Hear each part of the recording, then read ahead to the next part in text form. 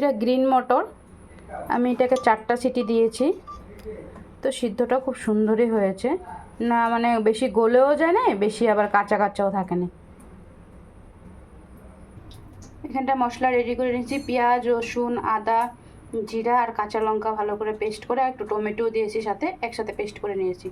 তো সিদ্ধ করার সময় আমি লবণ দিয়েছিলাম, ওই জন্য এখন তো লবণটা দিইনি, পরে লবণটা একটু টেস্ট করে দেবো। আর আমি জলটা ফেলে দিছি, কারণ এটা মানে আলু দিছি, তো আলুর জলটা তো খাওয়া ভালো না, ওই জন্য আলুর জল মানে পুরো ঘুগনি জলটা মানে ফেলে আবার নতুন করে এটাকে ভালো করে কষিয়ে আমি নতুন করে জল দেবো, আর লবণটা তখনই লাগলে দিব। তেলও গরম হয়ে চলে আসে, তেজপাতা ফোড়ন দিয়ে দিলাম, জিরা ফোড়ন, মশলাগুলো ভালো করে কষাবো, তারপরে চানাগুলো দিই।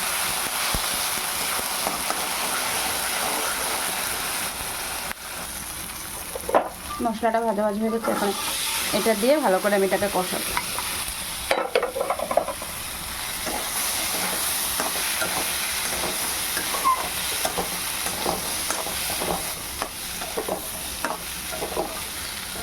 লুচি আর পরোটা করব, এটাকে বসিয়ে এখন আমি আটাটা ভালো করে মেখে রাখবো, একটু পরে পরোটাটা বানিয়ে নেবো এটা না।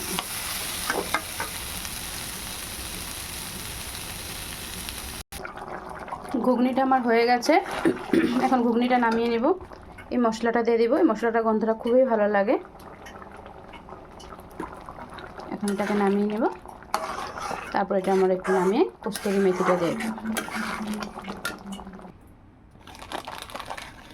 ঘুগনিটা হয়ে গেছে, এটা আমি এখন কস্তুরি মেথি দিয়ে দিই। কস্তুরি মেথির গন্ধটা এত ভালো লাগে, আর কস্তুরি মেথির এরকম একটা জিনিস সব কিছু মানে সবজির সাথে দিলে মানে ভালোই লাগে, মানে কোনো অবজেকশন নেই, সব কিছু সবজির সাথে ওনাকে দেওয়া যায়।